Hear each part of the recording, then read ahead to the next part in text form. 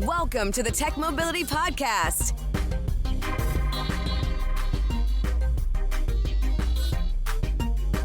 I'm Ken Chester. I want to talk about a luxury brand that you don't hear a lot about these days, but is still in business, even though just barely. And what I'm talking about is Infiniti. And for those of you that may not remember or do not know, Infiniti is the upscale brand of Nissan. I'm sure you've been watching the news. You've heard all about Nissan's current financial troubles, the challenges, they're trying to right-size everything. Seems that Infiniti's got a little bit more trouble than Nissan has. And they're kind of taking things to the next level. And that is, how do I put this politely?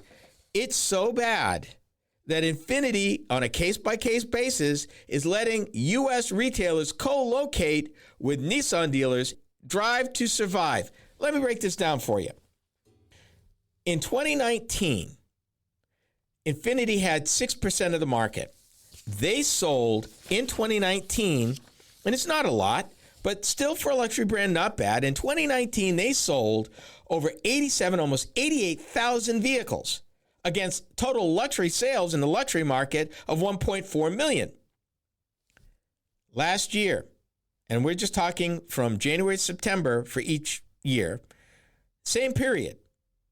Last year, January, September, compared to 2019, Infiniti only sold 42,567. Here's the thing. Luxury sales market is actually up by 30,000 units from 2019. Yet Infiniti sales dropped by almost half, actually more than half. It went from 6% to 2.8%. It's rough. That is rough. So you're wondering, right now, that kind of works out to the 197 Infiniti dealers, most of them standalone dealers, meaning it's just their store. They're not co-located with anybody. 24 vehicles a month. Put another way, in most car dealerships, they expect one salesperson to sell that many. If you're at a Ford dealership, you better be selling 2 or 3 times that. Keep your job. Dealerships can't make any money at 24 units a month. Now, you might also wonder, okay, well, how many units? That doesn't sound too terrible. I mean, they're a luxury brand. They're not selling millions of units. So what is the average new vehicle dealer, luxury dealer, selling in the United States? Well, I took a look at a report, the 2020 Automotive Dealer Benchmark Report, because I wanted to see. It's from an automotive dealership software company, and they say, on average, at least in 2020, the average luxury new car dealer is selling 163 vehicles a month, which means even at their heyday at 6% of the market, they were still selling less than that. Now, in fairness, it kind of depends on the size of the market. It might be a little more, a little less, but on average, and Infiniti was nowhere near average. And that was when things were good. To put it in the words of one of the dealers, they said, if you're selling 24 new units a month, it's hard to pay the mortgage and the salaries. It's just so low volume that it's hard to make a go. So how are these dealers surviving? Well, first of all, they're all losing money. Hundreds of thousands to millions of dollars, depending on the size of the dealership. So they're saying, okay, you can co-locate, make the application co-locate. So what does that mean exactly? Well, it's actually not as generous as you would think, because Infiniti is still requiring separate floor space, separate entrance, a separate experience, although co-located dealerships. So even if a dealer wanted to co-locate, say they had a Nissan store, which I believe about 43% of Infiniti dealers have, they would still have to spend money, and a lot of it, to make it palatable for the franchise to let them co-locate. Now, yes, you could save some money in the back office and some salaries and stuff, but I got to ask, if you are a Infiniti dealer in a medium-sized city, I don't know, like Des Moines maybe, or even Omaha. Maybe in your heyday you were selling 50, 60 units a month. Now you're selling maybe 15, 18 units a month. You're balancing that by selling used vehicles. You're selling used luxury vehicles. Trust me, you are. It's the only way you can be in business. Does it make sense for you to spend additional money to co-locate with Nissan as Nissan's having their own problems? I mean, yes, they're the same company, but Nissan's having its own problems. Does that help you? I'm not sure. And if you're an Infiniti dealer and you're looking at the numbers, you might be looking at, I don't know, low six figures to construct or otherwise remodel part of your Nissan dealership to take Infiniti. Okay, is it worth it? Will I get that back if they approve that I can do it in my market? Is it better to just give up and give the franchise back? That's a question. And every Infiniti dealer is going to have to ask that question. Is it worth keeping the franchise and waiting for them to get product into the marketplace, which they're slowly starting to do? But the question is, in this crowded marketplace, is it too little too late? We talked at length about Nissan's problems and challenges because they actually, excuse me, they actually defined the EV market 15 years ago with the Leaf. They're the first all-electric vehicle in the marketplace at scale. Somewhere between there and here, they fell asleep at the switch. Their new EV, which is really wonderful, was delayed several times, partially because of COVID, partially because of supply chain problems. It's in the marketplace now, but it's not alone. There are a lot of good EVs out there right now, vying for the public's attention, and more are coming. Maybe not as many as originally planned, but more are in the pipeline. Make no mistake, they're coming. Let me ask you this. Can you name me 2 Infiniti models? I'm not even going to get picky. Name me 2. From any point during Infiniti's history, which, by the way, Infiniti goes back 30 years. They came out about the same time Lexus did. Yeah, I bet you didn't know that, but they did. Can you name me? I'll settle for 2. Name me 2 Infiniti models right now. And more points if it's ones they're still selling. And because you couldn't, that's the problem. And right now, they don't have a hybrid in their lineup right now. So those people who are looking for the benefits of a hybrid, which gives me the best of internal combustion engines and longer range because of the electric motor, and this is where the industry is right now, which is why you're seeing EVs, pure EVs, being delayed or canceled when they still can. The question is, will it be too little, too late for Infiniti? I've seen pictures in the trades of some of their new products and some of their prototypes that they're looking at, and they're really sharp. But the question is, how do you get a dealership body to hang with you when you have no product? Same kind of question I was asking about Chrysler and Dodge. Well, it's more acute here because I think Chrysler and Dodge, that's another story, and I think they're kind of beyond the saving. Stellantis will tell you different, but I disagree. We're going to see what happens to Infiniti.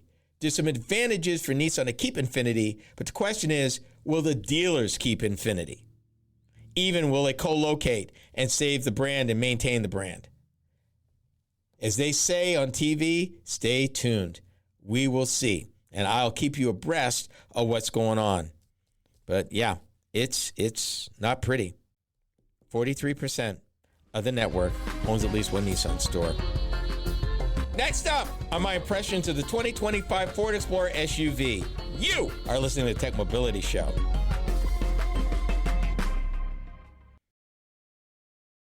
Are you tired of juggling multiple apps and platforms for meetings, webinars, and staying connected? Look no further than AONmeetings.com, the all-in-one browser-based platform that does it all. With AON Meetings, you can effortlessly communicate with clients, host virtual meetings and webinars, and stay in touch with family and friends, all in one place and for one price. Here's the best part. You can enjoy a 30-day free trial. It's time to simplify your life and boost your productivity. AONmeetings.com, where innovation meets connection. Get started today and revolutionize the way you communicate. Social media is the main place to be these days, and we are no exception. I'm Ken Chester, the Tech Mobility Show. If you enjoy my program, then you will also enjoy my weekly Facebook videos. From my latest vehicle reviews to timely commentary of a variety of mobility and technology-related topics, these short features are designed to inform and delight you. Be sure to watch, like, and follow us on Facebook. You can find us by typing the Tech Mobility Show in the search bar. Be sure to subscribe to our Facebook page. Social media is the place to be these days, and we're no exception. I'm Ken Chester, the Tech Mobility Show. If you enjoy my program, then you will also enjoy my weekly Instagram videos. From the latest vehicle reviews to timely commentary on a variety of mobility and technology-related topics, these short features are designed to inform and delight you.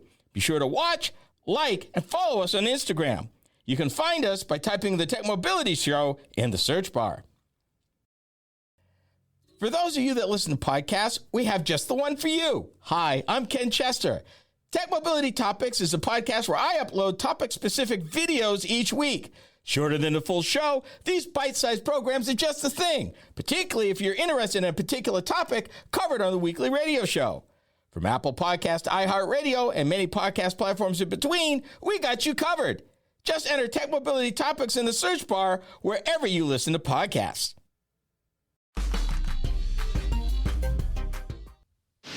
Welcome to the 90s, and welcome to a way to explore new horizons. Introducing the new four-door Explorer from Ford. Explore more total room for people and cargo than any competitor. Explore its exclusive push-button four-wheel drive. Explore its aerodynamic design. Discover new four-door Explorer from Ford. Have you driven a Ford lately? Bet it's been a while since you heard that commercial, huh? Have you driven a Ford lately?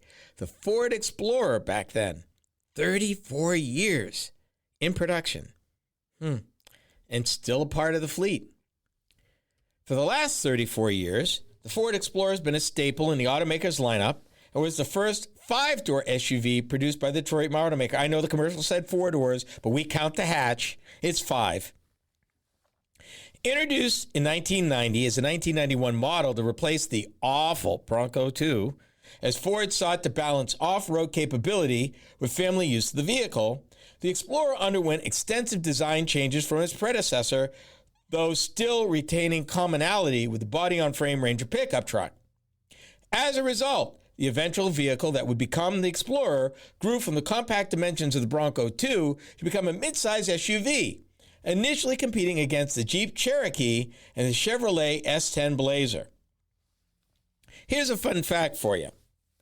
I have professional history with the Ford Explorer. It was, in fact, it was a crazy purple 93 Ford Explorer in Eddie Bauer trim, which was the first press pool car I received directly from the automaker for an extended period in order to form my impressions. I remember the phone call. Ford was the first, and the first vehicle I got to review was the Ford Explorer that way. And for those of you who know, I was a Sunday journalist for the Des Moines Register at that time when I got it. I'll never forget it. By that time it was 32 years ago. With the debut of the fourth generation Explorer in 2011, the Ford SUV moved from the body-on-frame underpinnings of the Ranger to the larger unibody structure on the D4 platform that was shared with the Ford Flex and the Lincoln MKT, both large wagons, and I forgive you if you don't remember either one, because I argued that the Flex was a vehicle in search of a market. But they were nice sized. The sixth generation of the Ford Explorer debuted in 2019, just ahead of the North American International Auto Show in Detroit. The 2020 model year production model now shares the rear-wheel drive-based CD6 platform with the reintroduced Lincoln Aviator SUV. For the 2025 model year, the Explorer features a redesigned front fascia with a larger grille, revised sleeker headlights and taillights, and an updated interior with the addition of a 13.2-inch touchscreen and a 12.3-inch digital instrument cluster. They simplified things. They took the number of trim levels from 8 down to 4 for 2025. Base power for the Explorer is provided by a 2.3-liter EcoBoost turbo gasoline 4-cylinder engine that makes 300 horsepower and delivers 310 foot-pounds of torque. Upmarket models are equipped with the automaker's longtime workhorse, the 3-liter EcoBoost turbo gasoline V6 motor that generates 400 horsepower and 415 foot-pounds of torque. Energy for both engines is communicated to the drive wheels via a 10-speed automatic transmission. Intelligent four-wheel drive is an available option for both drivetrains. EPA fuel economy numbers for the 4-cylinder are 20 city, 20 highway for rear-wheel drive, 20 city, 27 highway for all-wheel drive. For the V6, the numbers are 18 city, 25 highway for both rear and all-wheel drive models. Cargo capacity is 85.8 cubic feet. Towing capacity is 5,000 pounds for both engines. Here's what I liked about the vehicle. Over the years, the Ford Explorer has grown into the midsize 3-row, 7-passenger crossover SUV that it is today. It offers an elevated outward view that is best for drivers. Despite its size, it's very easy to handle on the highway around town. With the larger V6 engine, the Explorer is without a doubt an accomplished highway campaigner over long distances. Solid, fast, and responsive. Ideal for the open expanses of the upper Midwest and well-suited for the needs and demands of the rural small-town motorist. Like most Ford SUVs, the Explorer offers drivers 6 drive modes via its terrain management system that is designed to optimize handling and control regardless of weather or road condition. And right here, 2 words. Just 2 words. Fog lights. You know I gotta have them. Love my fog lights. Thank you, Ford. Wide opening doors introduce passengers to a roomy cabin with convenient hand grips in the B-pillar to facilitate entry and exit. In the upper trim levels, the second row of captain's chairs are heated and feature a fore-aft adjustment to optimize legroom for those in the third row seat. Second row passengers also enjoy separate climate control with dual USB ports for the second and third row passengers. The 50-50 split third row seat also features a power folding feature. There's even additional cargo space under the cargo area floor. Here's what I didn't like about the vehicle. The Ford Explorer has what I call the typical trade-off of the conventional 3-row SUV. You gotta choose between people or cargo. You can't set off in a cross-country with 7 people in an associated cargo because there's no room to do both. An industry problem that only has been resolved by a few SUVs that are not full-size in the marketplace. There's no hand grips in the A-pillar to facilitate entry and exit from the front seats. The infotainment system had me wondering, and it's a question, when is many choices too much? I was overwhelmed. And then I thought the ride quality was over firm when the drive mode was set to normal. The view of the rear view camera was so distorted that I refused to use it, much less trust it. Ford's hand-free driving isn't really, since it requires my attention to the road, so what's the point? And while there's no spare tire, you can rest easy as the Explorer comes equipped with Perils Scorpion Zero run-flat tires, which will allow you to travel up to 50 miles should the tires lose pressure completely. So here's the bottom line. The 2025 Ford Explorer has certainly kept up with the times and then some. While it bemoaned the lack of a hybrid powertrain choice, the Explorer will fit the bill for many a household, provided you don't need to haul 7 people and their luggage any distance. The base manufacturer's suggested retail price for the 2025 Ford Explorer starts from $39,755 for the active model up to $54,260 for the ST. Destination charges add $1,595. MSRP is tested. I drove a 2025 Ford Explorer Platinum all-wheel drive with Equipment Group 600A in the optional Ultimate package. Total cost of the options came to $4,615. Total MSRP, including option and destination charges, came to $59,865, which honestly puts this vehicle right in the sweet spot in the middle of midsize SUVs. It's not horrifically expensive, but it's not the least expensive either. So I think it's fair. And honestly, for what you get for the money, and consider that it's American made, it's made in Chicago Heights, where all Explorers are made, it's value for the money. And I mean, it's been part of the lineup for 34 years. Obviously, Ford's doing something right. And seeing how it's evolved, improved, gotten bigger, and still very much easy to drive and enjoyable, yeah, I think I'd opt for the larger engine, and I'd get over using it as a 7-passenger. I'd use it as a 5-passenger and have the space. There are hundreds of sailors on commercial ships right now that have been abandoned at sea. This is the Tech Mobility Show.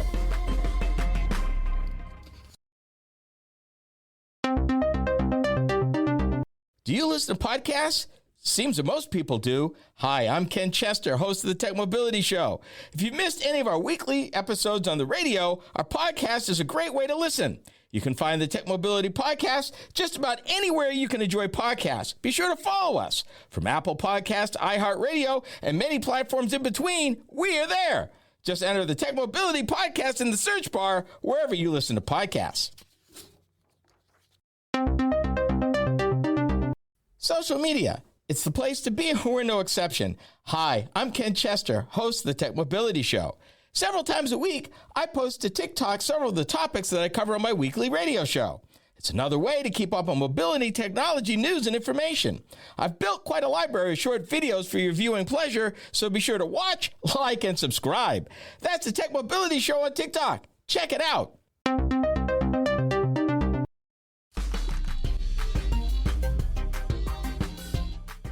Geopolitical turmoil and sanctions against companies and countries around the world have resulted in some black market and out-of-the-box thinking by those looking to get around these restrictions, usually impacting commodities, namely crude oil.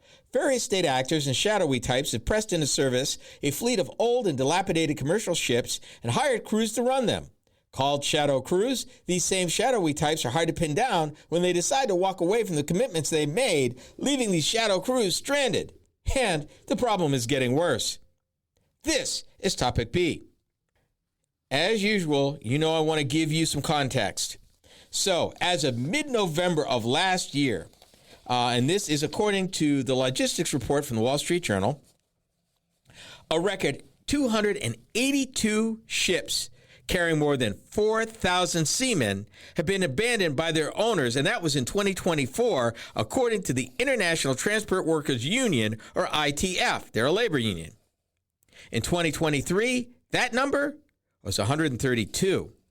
And before the pandemic, that number was 40.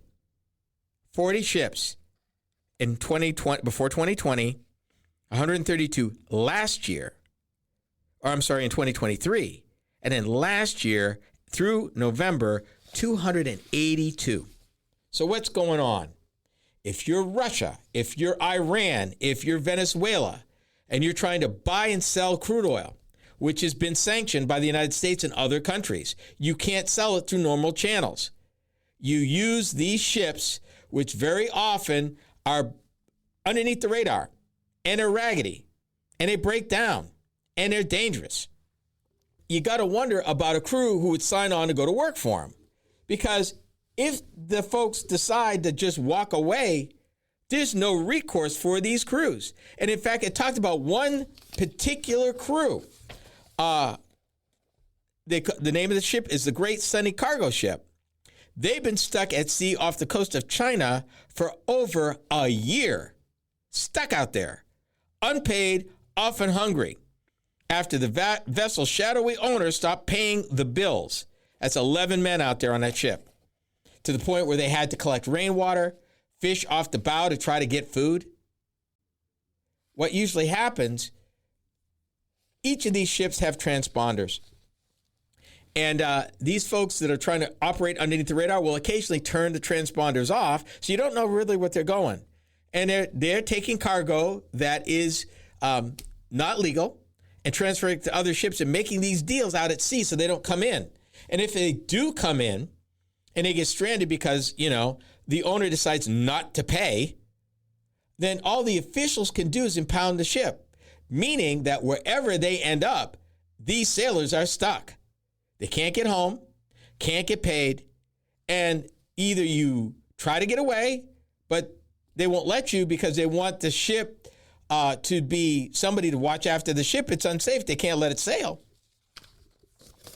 And because they can't let it sail, the sailor's got to stay with it until either somebody pays the fees or something. So they're stuck, seriously stuck. And in the case of this one crew, stuck off the coast.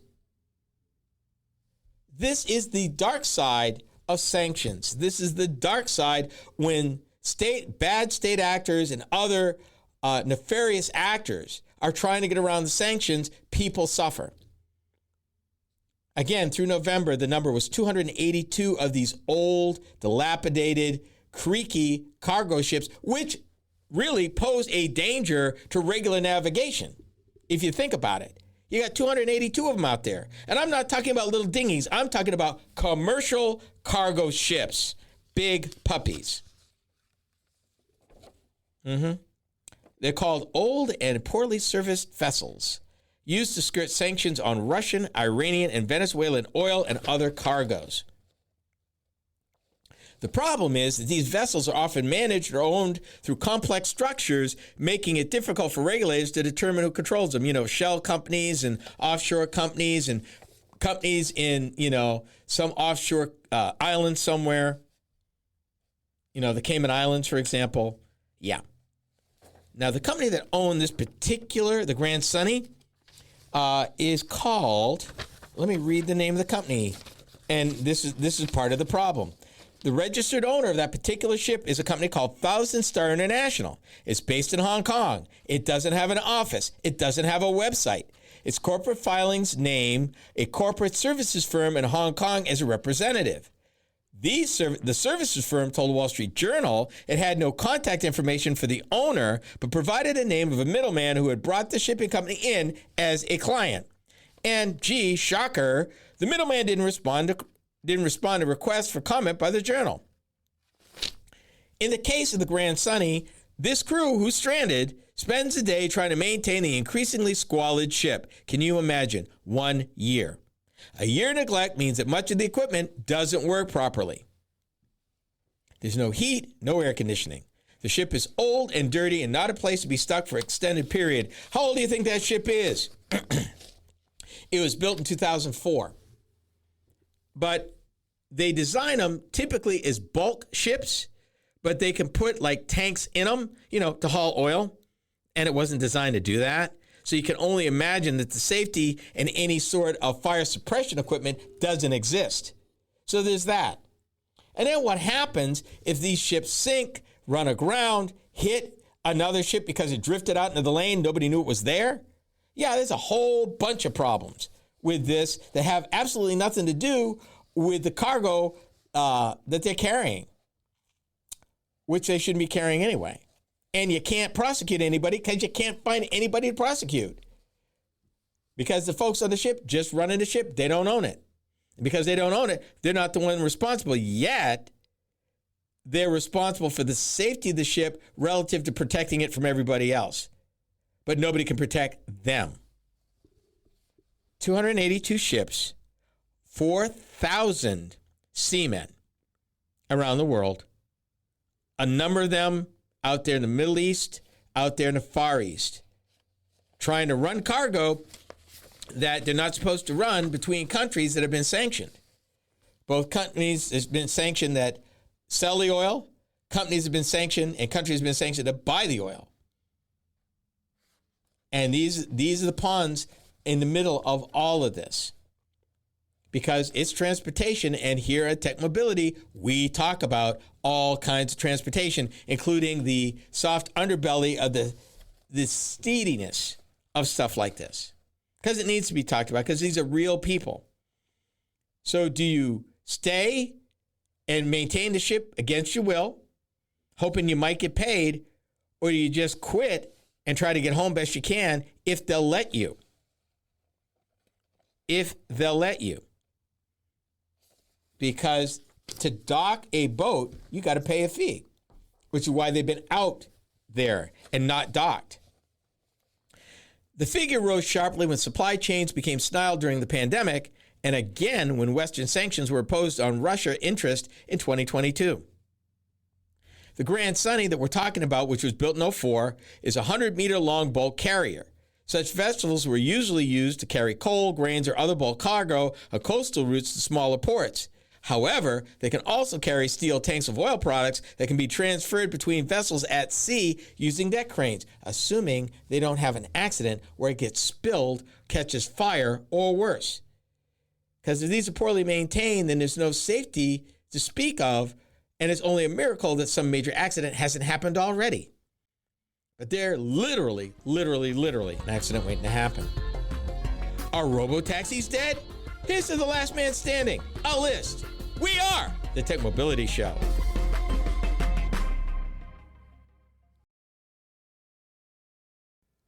To learn more about the Tech Mobility Show, start by visiting our website. Hi, I'm Ken Chester, host of the Tech Mobility Show. The website is a treasure trove of information about me and the show, as well as where to find it on the radio across the country. Keep up with the happenings at the Tech Mobility Show by visiting techmobility.show. That's techmobility.show. You can also drop us a line at talk@techmobility.show. Did you know that Tech Mobility has a YouTube channel? Hi, I'm Ken Chester, host of the Tech Mobility Show. Each week, I upload a few short videos of some of the hot topics that I cover during my weekly radio program. I've designed these videos to be informative and entertaining. It's another way to keep up on current mobility and technology news and information. Be sure to watch, like, and subscribe to my channel. That's the Tech Mobility Show on YouTube. Check it out. Are you tired of juggling multiple apps and platforms for meetings, webinars, and staying connected? Look no further than aonmeetings.com, the all-in-one browser-based platform that does it all. With AON Meetings, you can effortlessly communicate with clients, host virtual meetings and webinars, and stay in touch with family and friends, all in one place and for one price. Here's the best part. You can enjoy a 30-day free trial. It's time to simplify your life and boost your productivity. aonmeetings.com, where innovation meets connection. Get started today and revolutionize the way you communicate. Social media is the place to be these days, and we're no exception. I'm Ken Chester of the Tech Mobility Show. If you enjoy my program, then you will also enjoy my weekly Instagram videos. From the latest vehicle reviews to timely commentary on a variety of mobility and technology-related topics, these short features are designed to inform and delight you. Be sure to watch, like, and follow us on Instagram. You can find us by typing the Tech Mobility Show in the search bar.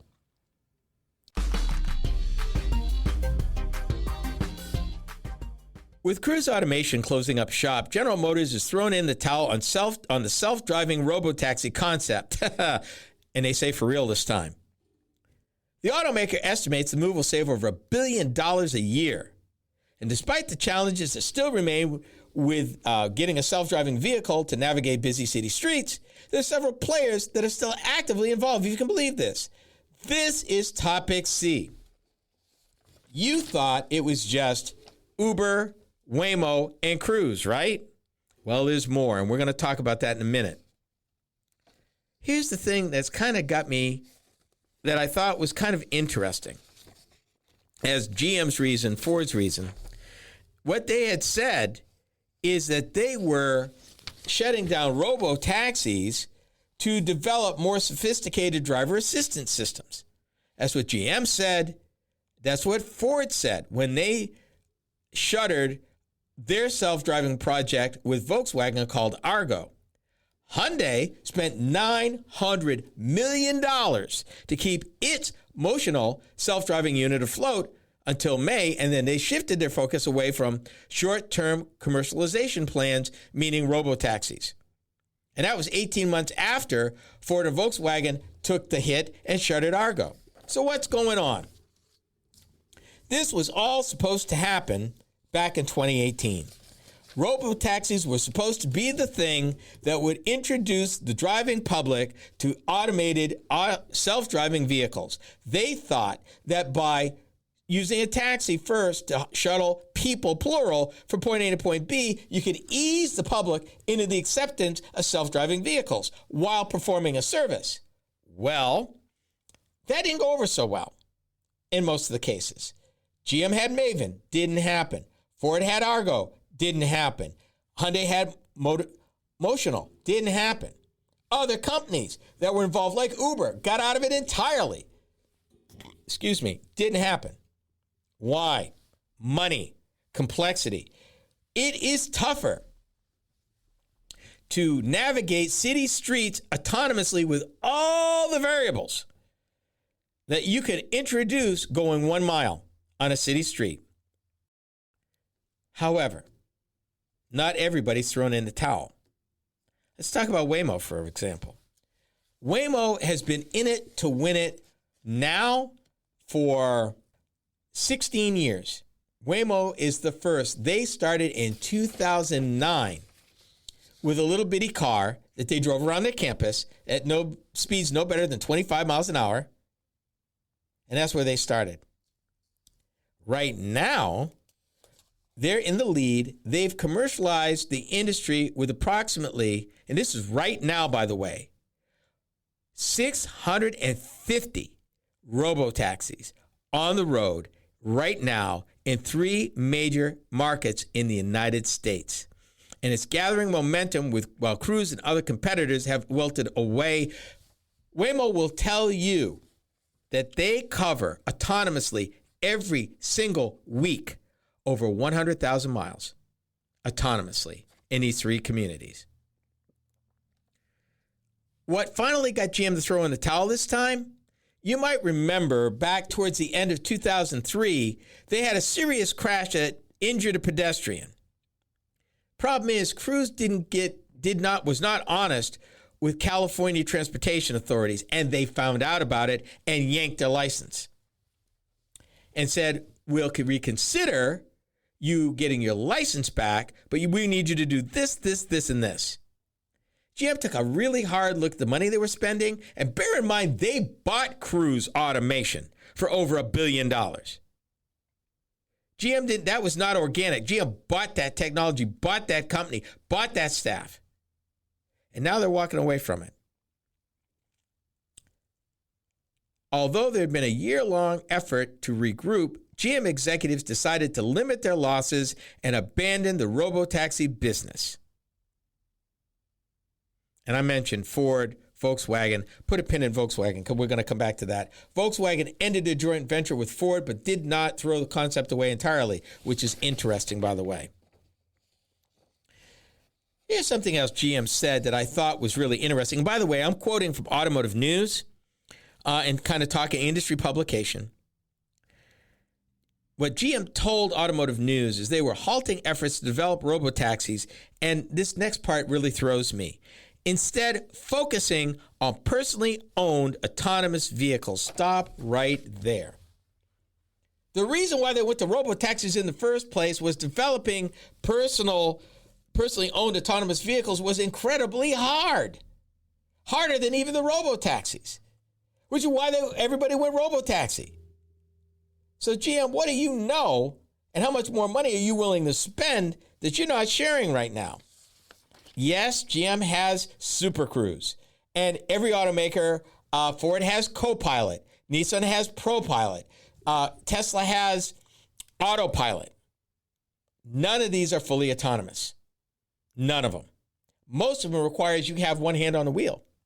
The Teslas doesn't, but you need to be prepared to take over if the computer decides it's got a problem it can't resolve. Then it's going to default to you. And I've always had a problem with that because the computer's expecting you to make that decision in seconds when the computer's making decisions like that in nanoseconds. And by the time you figure out that you need to get re-engaged to whatever problem the computer has determined that it can't deal with it, it may already be too late. At 60 miles an hour, you cover the length of a football field in roughly a couple of seconds. Every second. You cover 300 yards every second at 60 miles an hour. How long would it take you in a Tesla in semi-autonomous mode where you're not, although Tesla tells you need to be paying attention, but you're not paying attention? And the computer suddenly decides or lets you know there's a problem. How much time does it give you? They don't say. Probably a lot less time than you're going to need. So, who's left? Who's left standing? Let me run down the list. Tesla. They introduced here in the last year both a cybercab and a robovan. Waymo. They've been doing this for 7 years, starting in Phoenix, San Francisco, and now Los Angeles County. May Mobility, which is backed by Toyota.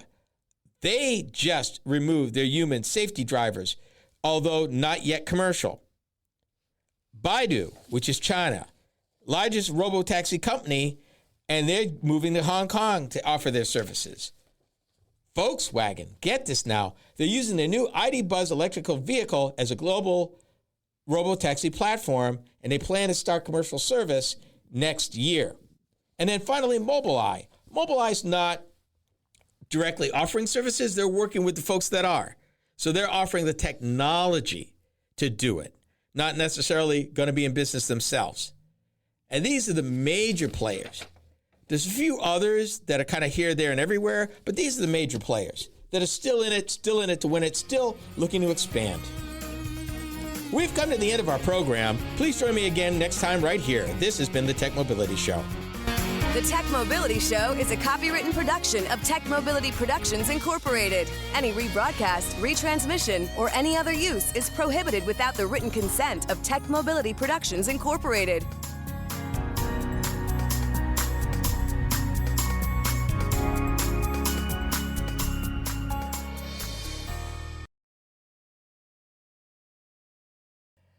For those of you that listen to podcasts, we have just the one for you. Hi, I'm Ken Chester. Tech Mobility Topics is a podcast where I upload topic-specific videos each week. Shorter than the full show, these bite-sized programs are just the thing, particularly if you're interested in a particular topic covered on the weekly radio show. From Apple Podcast, iHeartRadio, and many podcast platforms in between, we got you covered. Just enter Tech Mobility Topics in the search bar wherever you listen to podcasts. Social media. It's the place to be, and we're no exception. Hi, I'm Ken Chester, host of the Tech Mobility Show. Several times a week, I post to TikTok several of the topics that I cover on my weekly radio show. It's another way to keep up on mobility, technology, news, and information. I've built quite a library of short videos for your viewing pleasure, so be sure to watch, like, and subscribe. That's the Tech Mobility Show on TikTok. Check it out. To learn more about the Tech Mobility Show, start by visiting our website. Hi, I'm Ken Chester, host of the Tech Mobility Show. The website is a treasure trove of information about me and the show, as well as where to find it on the radio across the country. Keep up with the happenings at the Tech Mobility Show by visiting techmobility.show. That's techmobility.show. You can also drop us a line at talk@techmobility.show. Do you listen to podcasts?